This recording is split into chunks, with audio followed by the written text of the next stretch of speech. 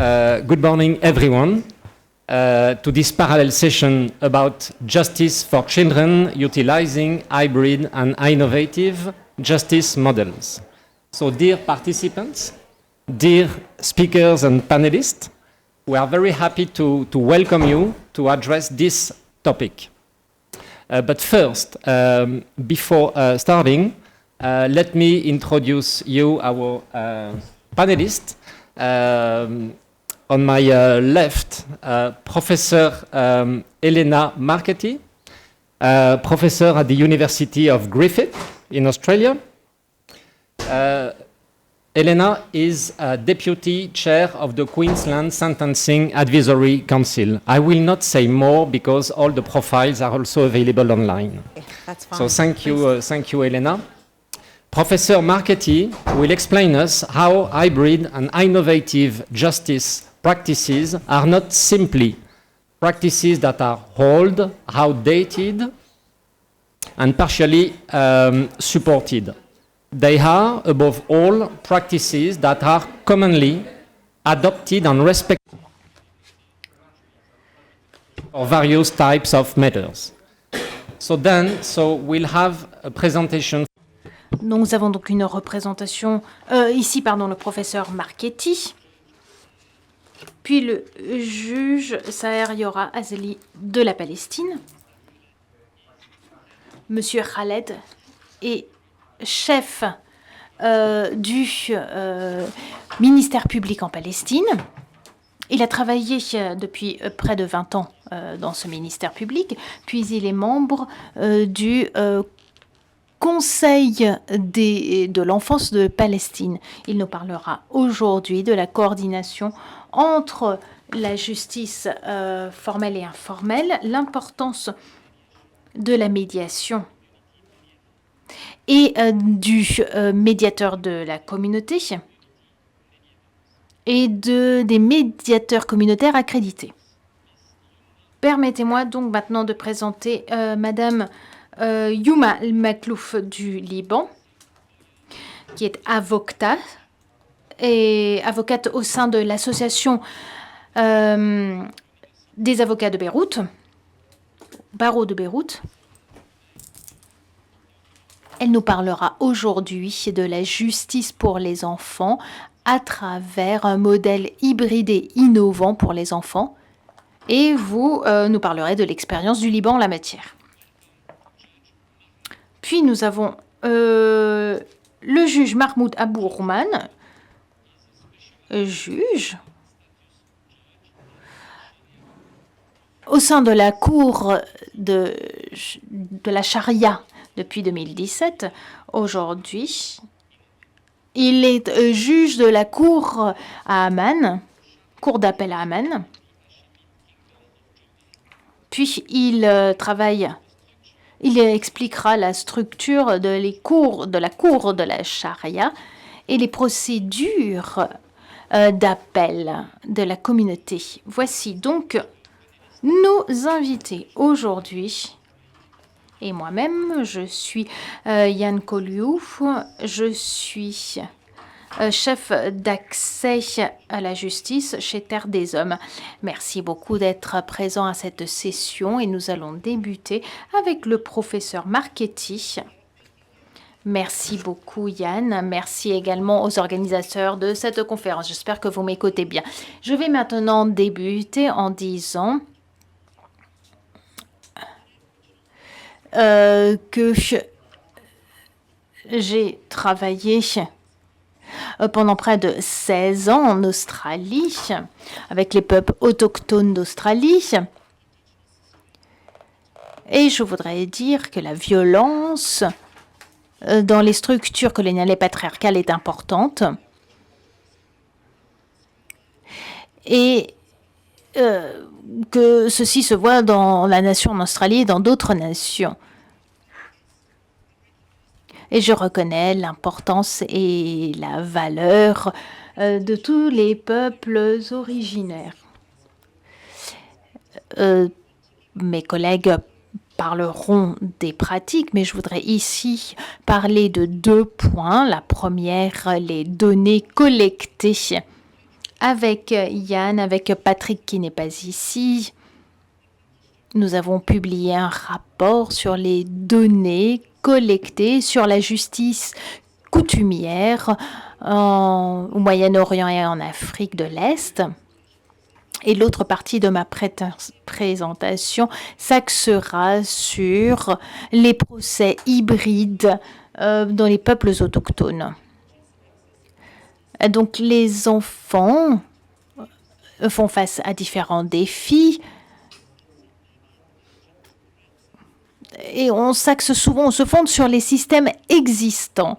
Et l'idée ici est de parler de systèmes innovants et hybrides. Ce rapport, vous pouvez le trouver en ligne, de près de 4000 enfants.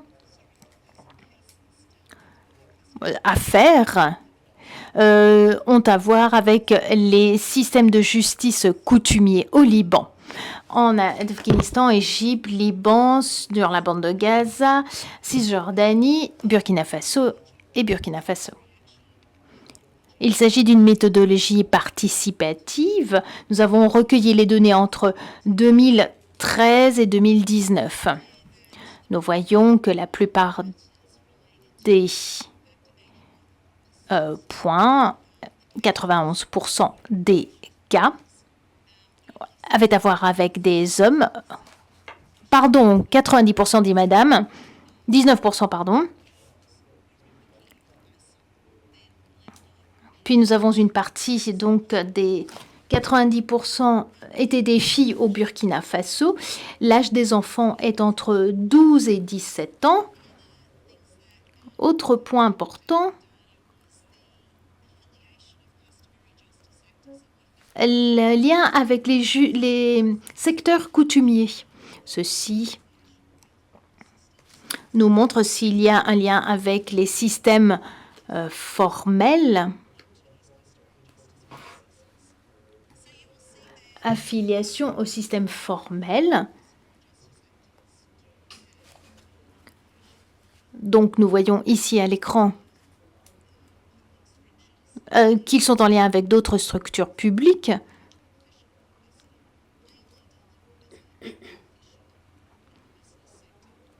Et donc sont en lien avec plusieurs secteurs, entre autres le secteur de l'industrie. Au niveau des bénéfices, dans le système formel, les choses sont beaucoup plus lentes maintenant.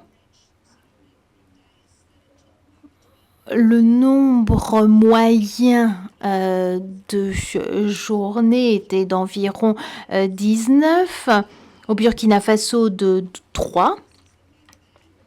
Nous voyons ici que les enfants sont peu écoutés, sont simplement représentés dans les salles d'audience. Et dans ces processus coutumiers de justice, je crois que mes collègues en diront davantage, nous voyons que 70% environ des enfants dans les différents territoires et pays ont une voix au cours de ces processus et peuvent présenter les faits. Et maintenant, nous allons passer un petit peu à la situation en Australie. Au cours des 23 dernières années, nous avons les cours d'enfants autochtones, les juridictions de condamnation spéciale qui ont évolué.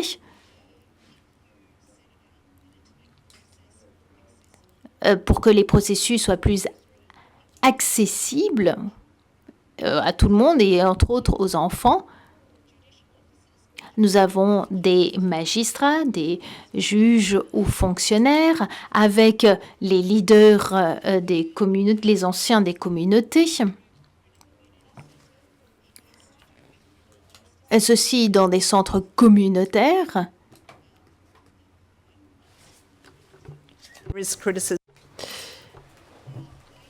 Bien. Avant de parler des conséquences, je vais simplement vous montrer une petite vidéo. Excusez-moi. Mais il y a d'abord une publicité. Ne faites pas attention à ça. He's a talented musician. C'est un musicien talentueux.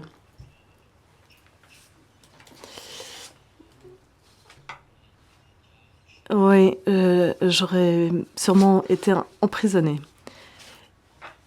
In schools, every time I get another charge, it makes it more difficult to get things like a blue card. Murray Court participants attend programs under the strict guidance of their Indigenous elders. It's not just getting them a get out of jail free card. They have to put in the hard yards and they have to show us that they're willing to improve their life. And that's been like that for thousands of years. And so looking up to elders is it's a real big thing for me. We teach them to heal. We teach them about their culture and we teach them that, there is some light at the end of the tunnel. There are plenty of success stories. So all the participants that we've had come through the Richlands Murray Court, not one of them have gone into custody in 4 years. We're very, very fortunate to have a really good magistrate on our side who listens to what we say. Not every Indigenous Queenslander has the right to use the Murray Court. The defendant has to plead guilty and they need to be referred by a lawyer or a magistrate. I think the whole justice system needs to be dismantled. I don't mean burn down everything. I just mean just remove us from it and let us handle our business, and we'll get it right. In a statement, the Attorney General Shannon Fentiman says Murray Court is working as intended, but the government is looking at expanding it. I would like to see more people have access to it. Being put in jail really doesn't help. It really doesn't do anything for our people. George Roberts, ABC News. So what that tells you is that connection with community. Alors, ça nous démontre que les connexions avec la communauté sont très importantes pour les jeunes. C'est un modèle hybride qui est utilisé dans de nombreuses juridictions en Australie. Mais ce qui a été constaté, donc, c'est que la communauté s'en voit renforcée. Les voix des aborigènes d'Australie sont entendues dans les salles d'audience. La relation entre le tribunal et les personnes aborigènes sont améliorées. Et ça se traduit par ça devrait se traduire par de meilleures politiques. Bien, pour conclure, je souligne les pratiques hybrides dans les systèmes judiciaires. Ce sont des pratiques qui sont adoptées, respectées dans beaucoup de pays pour de nombreuses affaires. Ils sont encore en vigueur, cette approche est encore en vigueur, mais il y a encore des questions qui exigent des réponses. Comment réconcilier ces pratiques avec le système formel, par exemple? Quels sont les rôles joués par les différents acteurs? Et il faut savoir davantage sur les conséquences que cela peut avoir sur les jeunes et sur les enfants. Merci, Elena, pour votre présentation. Merci d'avoir mis l'accent sur ce rapport qui a été publié l'année passée, en été, si je me souviens bien. Cela démontre combien les données sont importantes pour comprendre les systèmes, mais aussi les systèmes officiels, mais aussi les systèmes communautaires. Merci. Maintenant, nous avons le plaisir d'écouter le juge Thaher qui va nous expliquer comment la médiation criminelle en Palestine est plus efficace lorsqu'il y a collaboration entre les acteurs du système formel, les juges, et les acteurs communautaires. Voilà, Monsieur Thaher, vous avez la parole.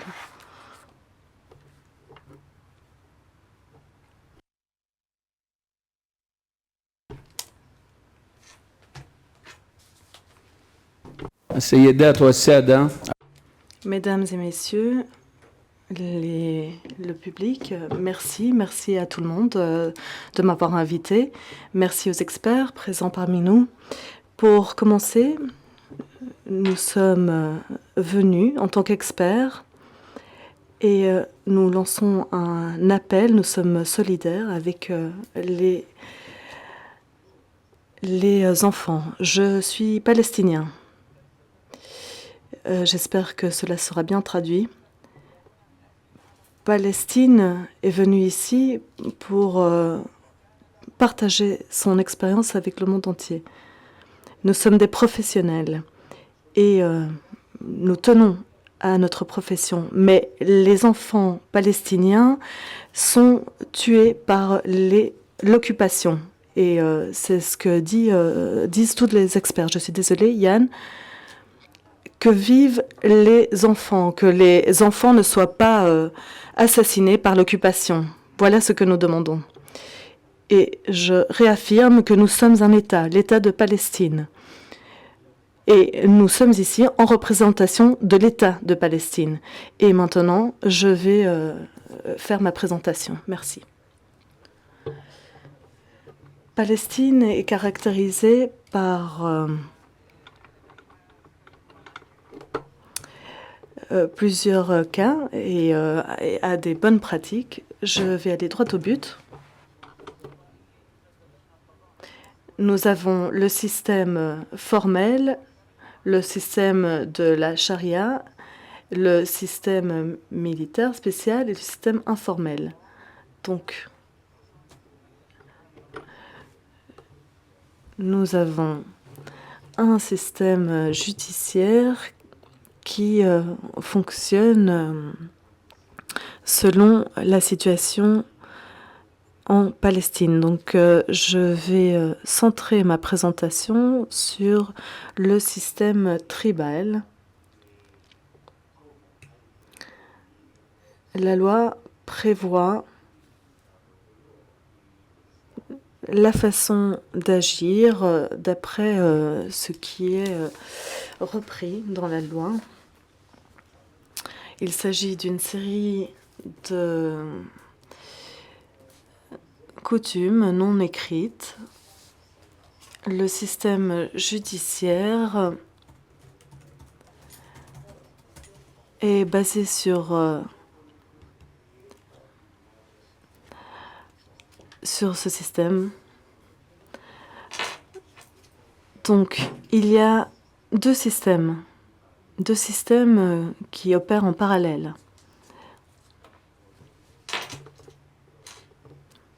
Comment pouvons-nous protéger les enfants? Le législateur palestinien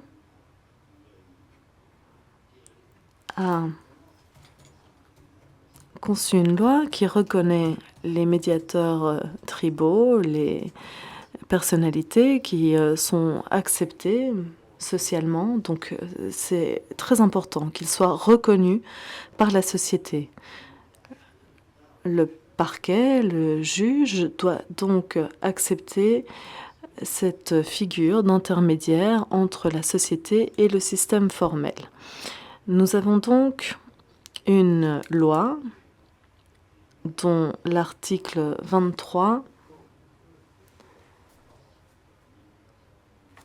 prévoit la protection des enfants et donne au parquet des mineurs la capacité de dépendre de ces codifications.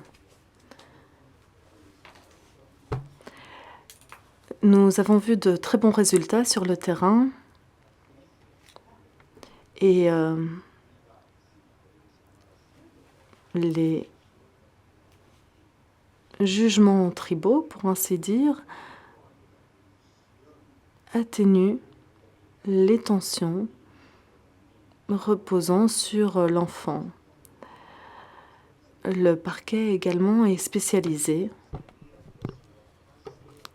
C'est un parquet pour mineurs qui sert d'intermédiaire pour faire que ce soit un succès.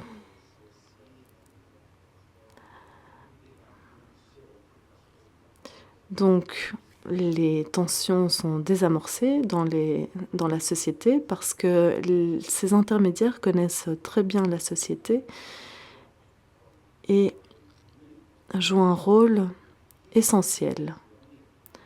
Ce que j'aimerais résumer, c'est la chose suivante. L'intermédiaire constitue une alternative à succès pour la résolution de conflits. Nous souhaitons éviter qu'un enfant soit présent dans une salle d'audience, qu'il doive comparaître devant un juge. Donc, nous parvenons à cet objectif. Le système judiciaire fonctionne et ces enfants sont traités par un autre système. Ces intermédiaires ne perçoivent pas de salaire. Il n'y a aucun bénéfice, ni matériel, ni en espace. Il s'agit d'une personne qui se propose bénévolement. Et donc, le ministère des Affaires sociales, le parquet des mineurs choisit cette personne qui doit avoir des études ou avoir travaillé pendant 5 ans au moins dans ce domaine. C'est ainsi que cette personne est reconnue comme intermédiaire auprès des tribunaux. Cette personne doit avoir des liens, des connexions avec les tribunaux. J'aimerais vous donner quelques données. Il y a 58 intermédiaires, 16 femmes,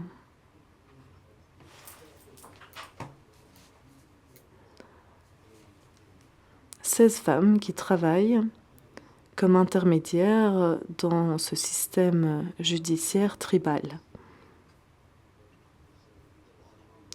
Les intermédiaires, traditionnellement, sont des hommes dans notre société, mais pour autant, il y a 16 femmes qui exercent cette fonction.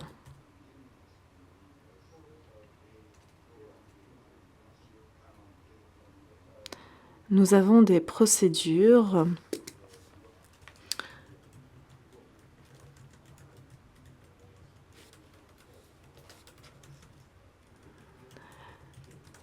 qui sont prévues par un texte, des procédures de renvoi à la médiation, où les conditions sont précisées lorsque il faut renvoyer l'affaire à un médiateur. Le médiateur, donc, a audience avec les parties, les différentes parties. Le médiateur traite avec les enfants et avec la partie qui a subi le préjudice. Le médiateur, donc, cherche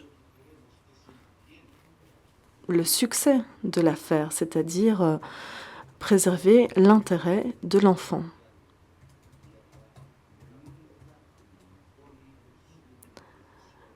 Le médiateur n'impose jamais son avis ni sa décision. C'est l'enfant qui doit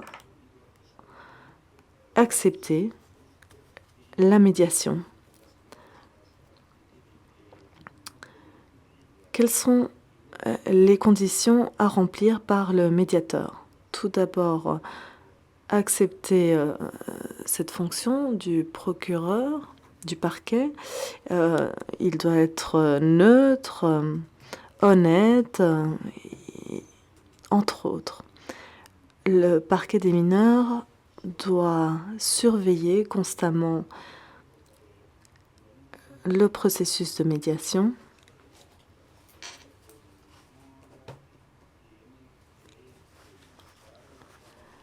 Doit réviser le travail effectué par le médiateur.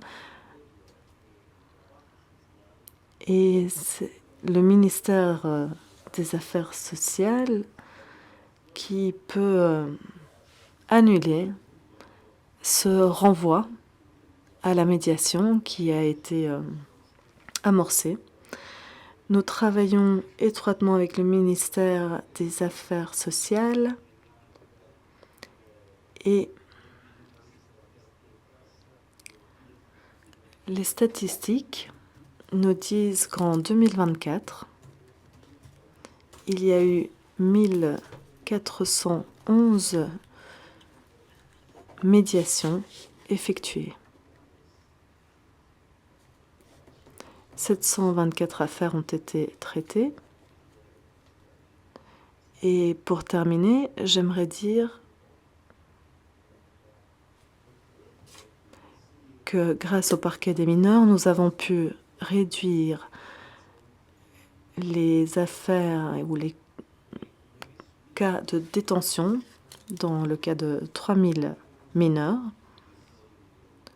Uniquement une centaine de mineurs ont été détenus. Nous proposons une formation. Excusez-moi, j'ai parlé très rapidement parce que je tenais à respecter le temps qui m'était imparti par mon ami Yann. Donc, de nombreuses statistiques sont disponibles pour toute personne qui serait intéressée. Merci beaucoup à tout le monde.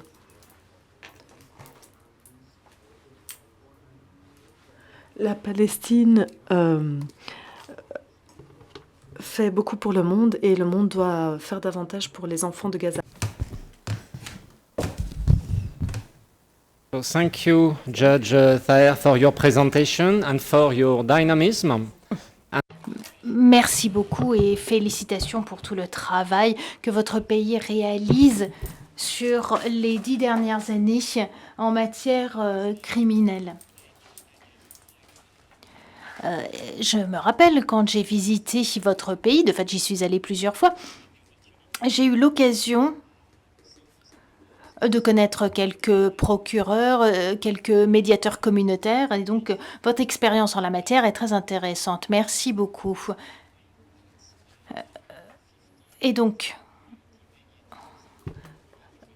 des 58 médiateurs communautaires, vous avez déjà une bonne partie, 16, qui sont des femmes.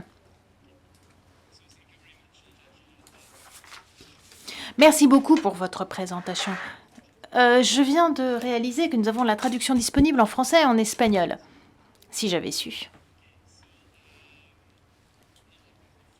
Et maintenant, je cède la parole à Madame Yumena. Merci beaucoup de nous donner quelques lumières sur l'expérience au Liban et la coordination entre les différents systèmes. Merci beaucoup Yann et merci aux organisateurs de ce congrès et pour ce panel très intéressant. Lorsque nous parlons du système libanais et de la collaboration entre les acteurs étatiques et non étatiques, ce n'est pas quelque chose de nouveau. C'est quelque chose qui a toujours existé au Liban.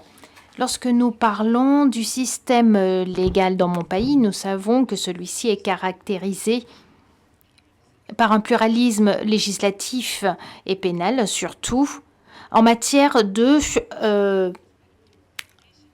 loi sur la famille. Et ces liens entre l'État et les communautés religieuses se fondent sur la reconnaissance. L'État reconnaît les communautés religieuses. Et vous avez ici à l'écran un schéma. Je n'ai pas représenté toutes les communautés religieuses qui sont reconnues légalement, mais voici les plus importantes. Et maintenant, la portée est de savoir si cette reconnaissance est historique ou pas. Les communautés historiques sont les communautés qui sont définies comme ayant existé avant la création de l'État et qui ont joui de privilèges en matière de loi sur la famille. Et c'est pourquoi ces communautés historiques ont des pouvoirs judiciaires et législatifs reconnus par l'État, car ils ont été créés avant l'État et après la création de celui-ci continue de vivre. C'est pourquoi l'État leur reconnaît un pouvoir judiciaire législatif.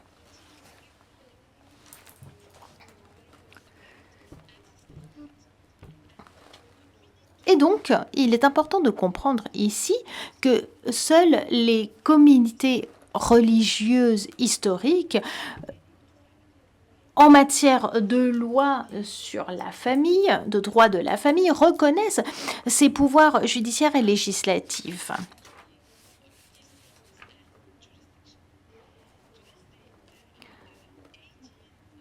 Aujourd'hui, nous avons 18 de ces communautés qui sont reconnues par l'État. Et ceci pourrait surprendre d'autres personnes venant d'autres traditions. Et ceci pourrait parfois être vu comme quelque chose contre la liberté de religion. Et c'est tout l'inverse. Donc, c'est-à-dire au nom de la liberté de religion que l'État reconnaît toutes ces 18 communautés historiques religieuses et leur donne un pouvoir juridictionnaire en matière de droit de la famille, parce que l'idée est de promouvoir ces identités collectives.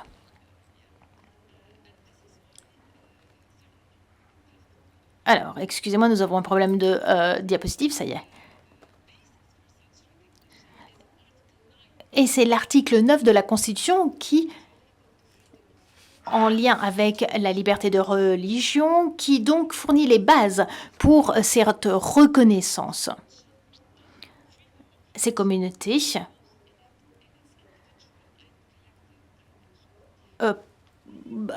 leurs droits judiciaires et législatifs sont reconnus dans différentes dimensions. Lorsqu'un enfant naît, ipso facto, il obtient une identité religieuse qui est celle du père.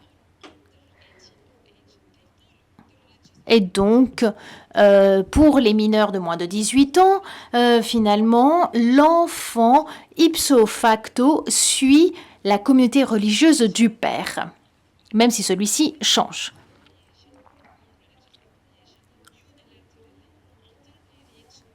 Et peuvent changer après 18 ans. Le statut légal de l'enfant est donc, dans ce contexte, fragmenté.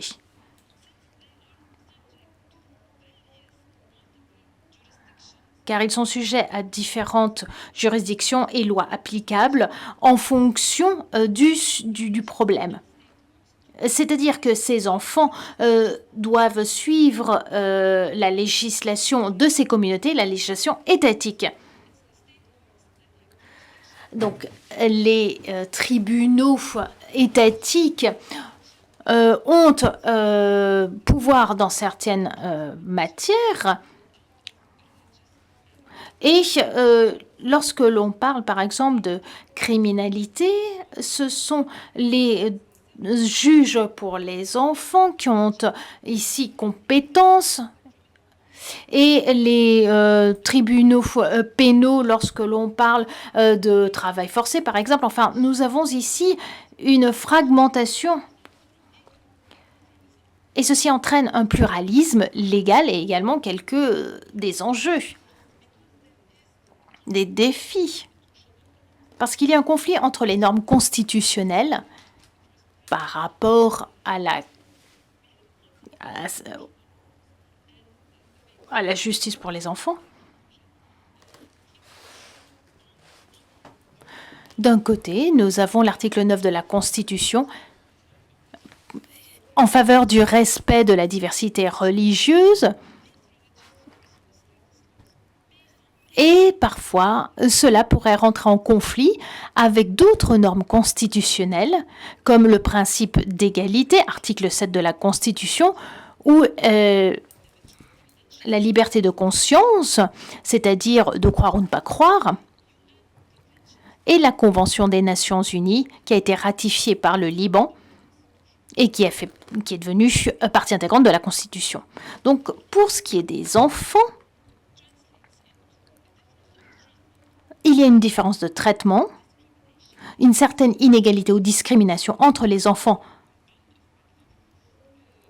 nés en dehors ou dans cette loi, puis également au niveau on the right to receive and educate. Ou également pour les enfants, les tuteurs des enfants, en cas de tutelle, et dans certains cas, c'est l'intérêt suprême de l'enfant qui doit être pris en compte.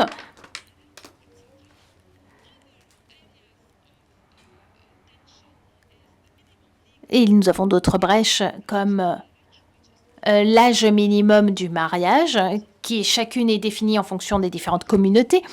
Et lorsque nous regardons ces différentes dispositions, ceci pourrait être porté, il y a une brèche par rapport aux normes internationales de protection des enfants. Maintenant, les ordres, ces régimes suivent donc le principe de hiérarchie. Le pays a ratifié certains accords et l'État qui reconnaît ces lois religieuses doit s'assurer qu'elles puissent répondre à des obligations internationales. Autrement, elle violerait ces conventions internationales. C'est pourquoi ces situations créent des problèmes ou des tensions. Et entre autres, au niveau de la tutelle, de l'autorité titulaire et de la violence à l'encontre des enfants. En 2008-2009, les juges pour les enfants ont ordonné que les enfants soient sous la tutelle des femmes, des mères, malgré les cours religieuses et les systèmes communautaires.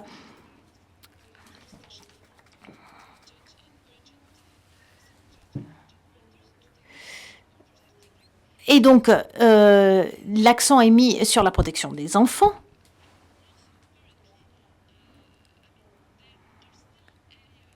Nous avons encore des aspects où il faut collaborer davantage, entre autres dans le besoin de protéger les enfants contre les mariages forcés ou les mariages précoces. Et nous devons concilier les choses. Le système se fonde sur la libre expression, la volonté des personnes.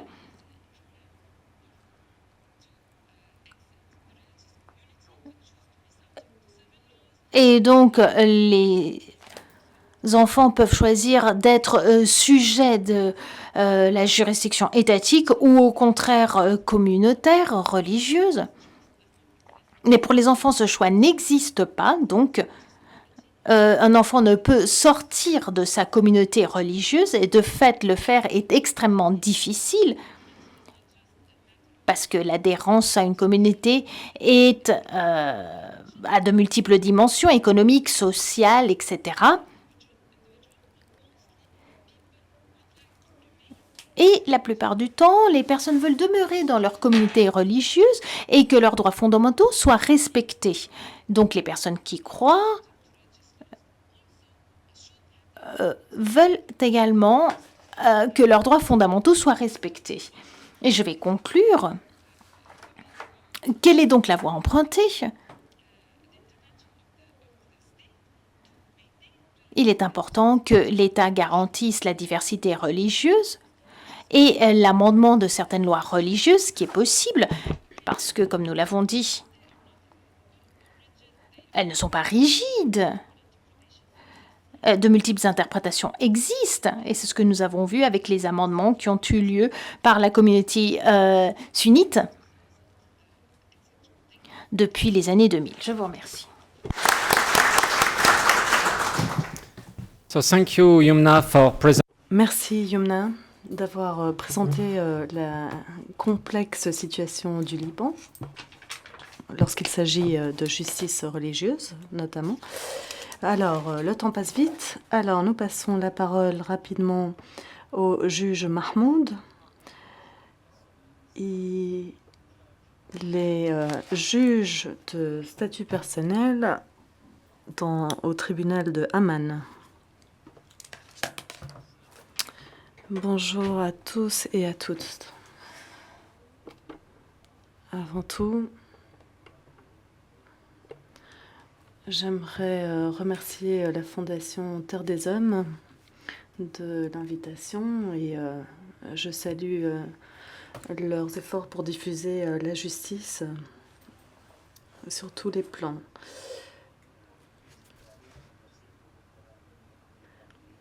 J'ai un verset du Coran. Il y a un verset du Coran qui parle de la même chose. Nous sommes tous des enfants d'Adam. La dignité signifie la justice et la justice a comme pour objet de préserver la dignité humaine et les personnes qui doivent être le plus protégées sont des enfants. Je réaffirme et je rejoins les propos de mon collègue palestinien, puisque le royaume hachémite de la Jordanie est l'autre partie de l'âme palestinienne. Nous devons faire en sorte que ce génocide prenne fin au plus vite. Après plus de milliers d'enfants tués en Palestine, je supplie que ce génocide s'arrête.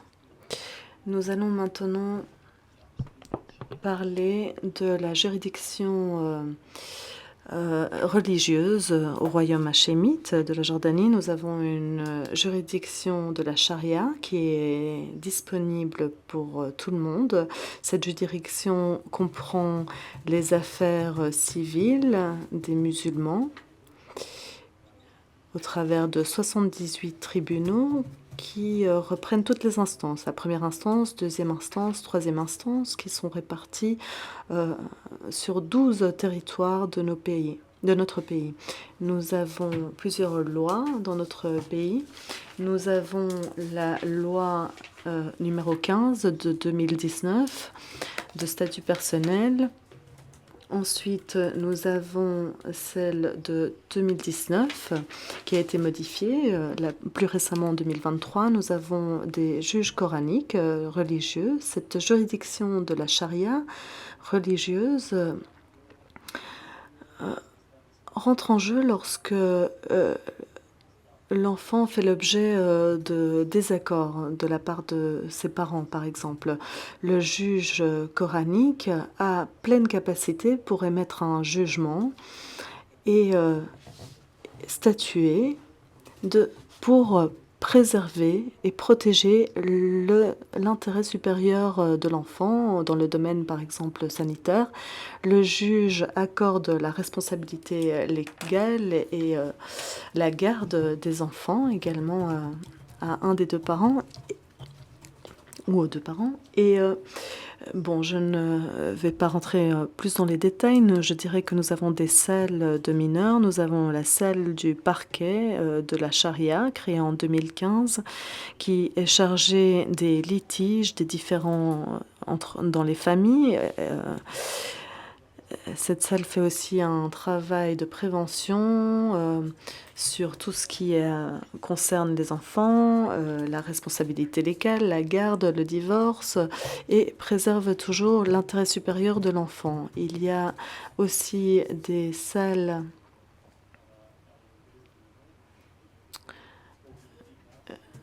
qui veillent à l'intérêt supérieur de l'enfant. Nous avons 2 tiers du personnel qui sont des femmes. Nous en sommes très fiers. Nous avons des bureaux qui proposent des services de médiation, de réconciliation entre mari et femme et proposent un travail de sensibilisation. Les tribunaux coraniques ont vu le jour sous la colonisation des Ottomans, des Turcs.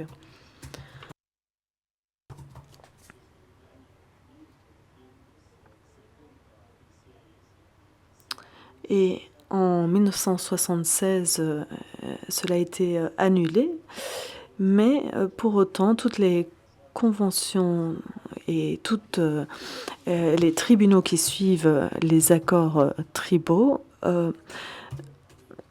existent toujours et jouent un rôle important avant que les procédures n'arrivent aux tribunaux de première instance. Nous avons également des bureaux d'arbitrage où nous avons des médiateurs. Le travail de ces médiateurs est régi par des lois.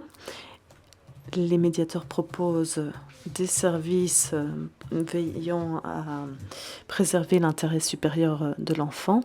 Nous avons une loi pour l'accréditation des médiations, des médiateurs, des réconciliateurs, afin qu'ils s'acquittent de leurs fonctions en coordination avec les bureaux compétents. Le juge coranique est compétent sur toutes les étapes du litige, c'est-à-dire avant la procédure, pendant la procédure et après la procédure. Les mesures de réconciliation peuvent également être adoptées en dehors de ces tribunaux coraniques. Les juges de réconciliation écoutent chaque partie, tiennent audience avec chaque partie afin que le médiateur, cette figure, ait le temps de proposer les meilleures solutions. Nous avons connu de grands succès. En 2024, nous avons reçu plus de 84 000 affaires qui ont été traitées et résolues avec succès. C'est un vrai jalon en ce qui concerne la juridiction coranique dans notre pays. Nous avons parmi les organes judiciaires une organisation et coordination excellente. Nous œuvrons toujours à des solutions à l'amiable, acceptées par tous et toujours en veillant à l'intérêt supérieur de l'enfant. Nous relevons les défis, nous répondons aux besoins et tout ce travail, bien sûr, est très complexe. Nous sommes en cours de transformation en Jordanie. Nous avons introduit le numérique dans notre travail afin de se saisir aussi d'affaires transfrontalières. Cependant, nous faisons face à certains enjeux, par exemple les traditions tribales qui entravent la résolution des conflits tribaux.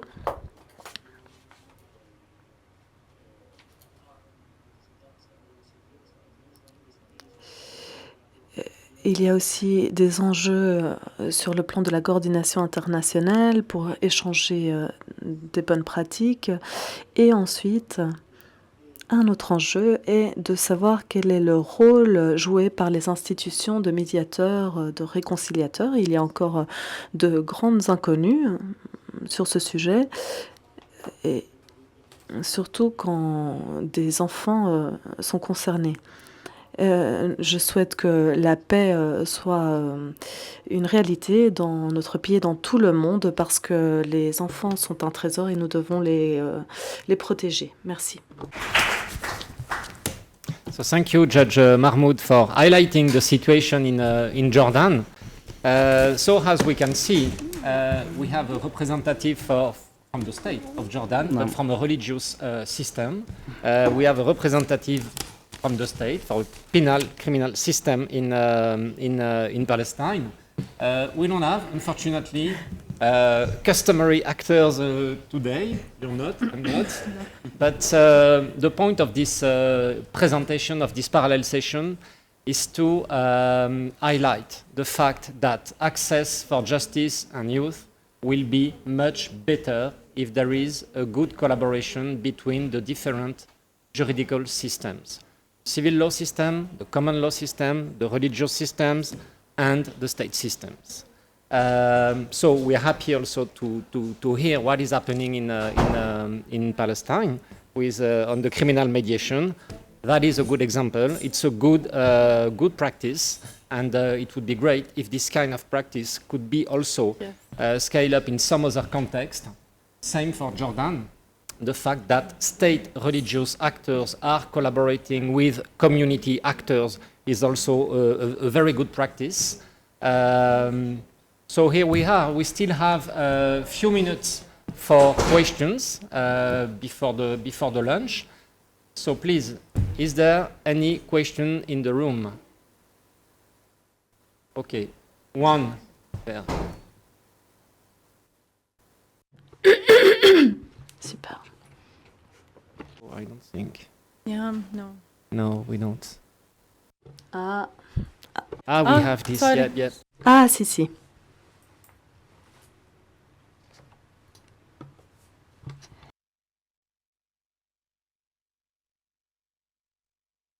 Bonjour. J'aimerais tout d'abord remercier tous les représentants des divers pays pour leurs exposés qui ont été édifiants. J'aimerais me présenter. Je m'appelle Mahdi Diana. Je suis juge en Algérie. J'ai une question pour le représentant de la Palestine. Il a été très bon de voir qu'il y a un système de médiation pour les enfants.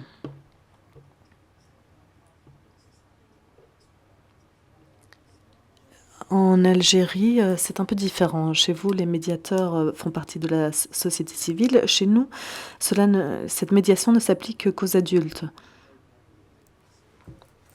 Nous essayons d'être le plus utile aux enfants qui sont des mineurs. Donc, ma question est la suivante. Concernant la médiation dans les affaires d'enfants, est-ce toutes les affaires ou est-ce que c'est les affaires qui ont trait au droit de la famille ou en matière pénale? Quelles affaires? Je peux aussi poser ma question en arabe si ce n'est pas clair. Donc, oui, tout est bien, tout va bien, très bien.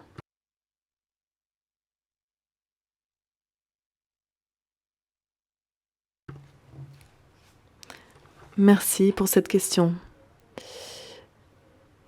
On m'a demandé de me concentrer sur la figure des médiateurs. Voilà pourquoi je n'ai pas détaillé la médiation. J'aimerais apporter une réponse à cette question.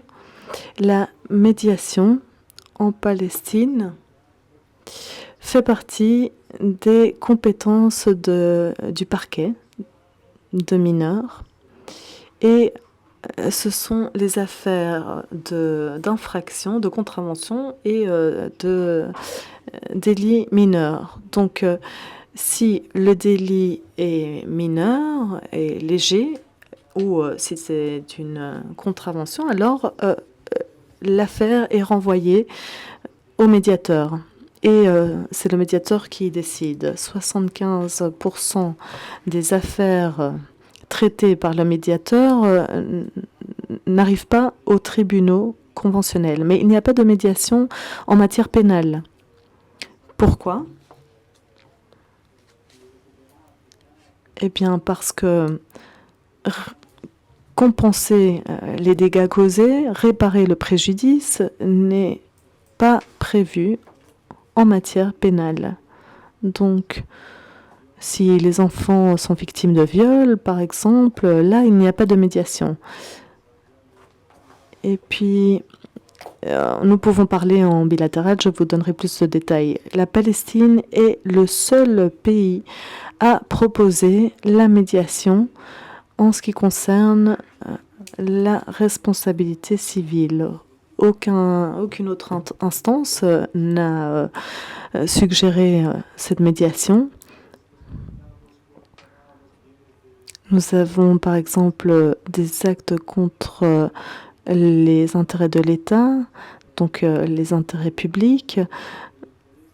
Nous plaidons pour la protection de l'intérêt de l'enfant uniquement dans les affaires que nous traitons. Nous avons connu un grand succès. Merci pour la question. Yes, please. طيب شكرا للمنظمين. Merci beaucoup.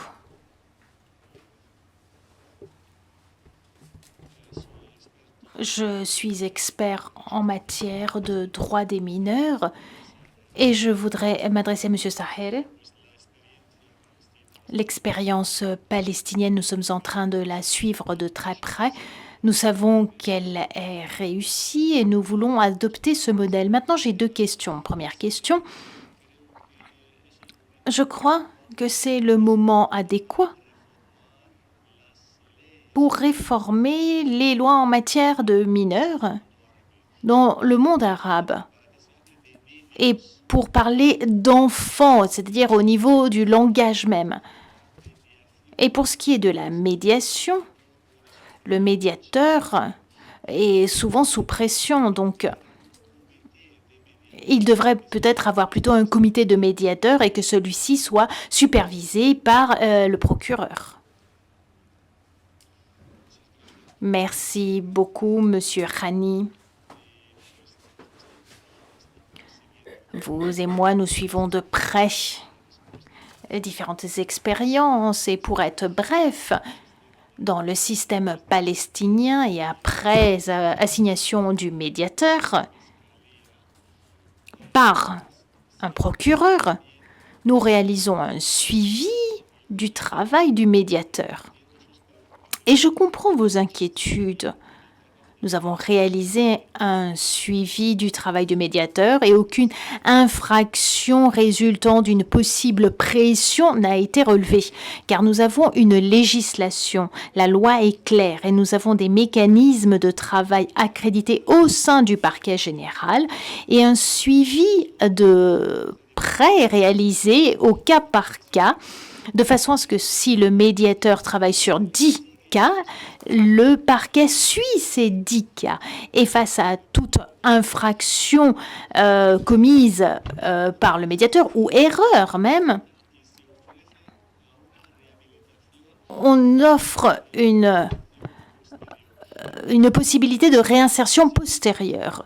Et si l'erreur a été commise de façon intentionnée, c'est-à-dire qu'il y a eu corruption, ceci est mis à disposition du système judiciaire, ce cas. Donc nous réalisons un suivi, nous corrigeons et nous orientons le médiateur de façon à ce que nous ayons toujours à l'esprit l'intérêt supérieur de l'enfant, du mineur. Je comprends parfaitement vos inquiétudes. Maintenant, lorsque le médiateur entre à travailler, il ne résout pas des affaires directement. Il y a toute une procédure. Merci beaucoup. Merci. Chers participants, chers collègues, chers invités, merci beaucoup pour vos présentations. Merci à ma collègue Farah pour avoir préparé ces présentations avec le juge Terme, le juge Mahmoud. Et je crois que le déjeuner est prêt. Donc, merci à tous et très bon appétit.